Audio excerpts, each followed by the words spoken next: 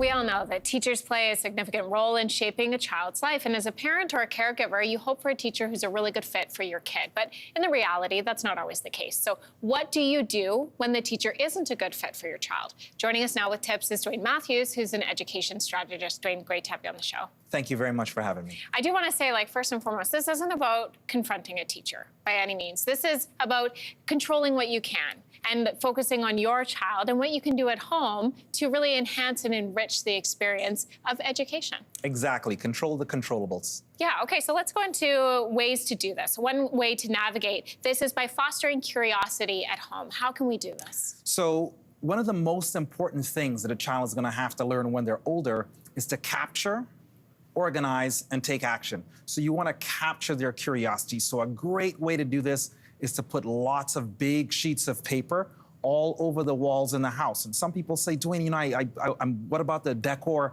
The king's not coming. You put the pieces of paper and you write the questions down. So my daughter's 7. We just write questions down. Sometimes we have it on a small chart. Sometimes we have it, but we capture all the questions and then we can start to organize those questions after. And some of the ways that we do that, we might have an AI app on our phone where we start to ask the AI app the questions and we're having this conversation back and forth, but really help students to become curious and to capture their curiosity. I love that, and I love the idea the king is not coming to visit. Do what you need to do. I've tried. Yeah, I mean, that invite's just getting unanswered. You also are recommending using gamification for learning, and I think this is so on point because kids love games, they love to play, and if we can kind of trick them into learning while they're doing it, why not?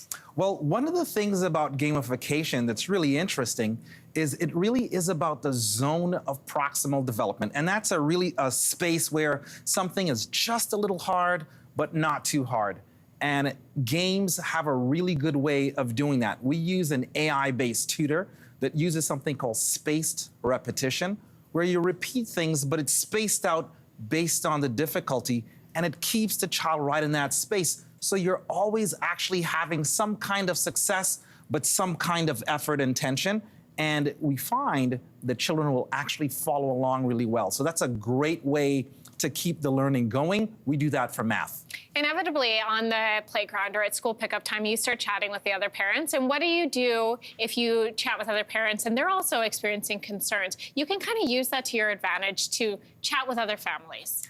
And I think this is a great idea. One of the big things is really reestablishing community.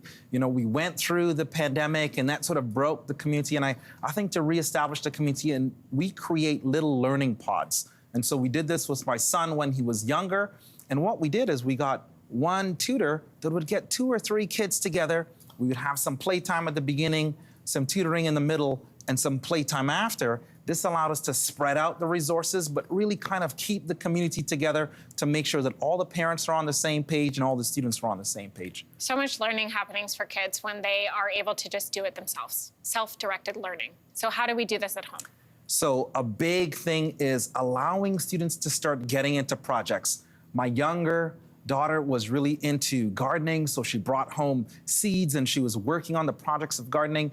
I do lots of keynotes. And so my son, he video edits using an AI tutor to video edit for me. And it's actually a job. I pay him to do that.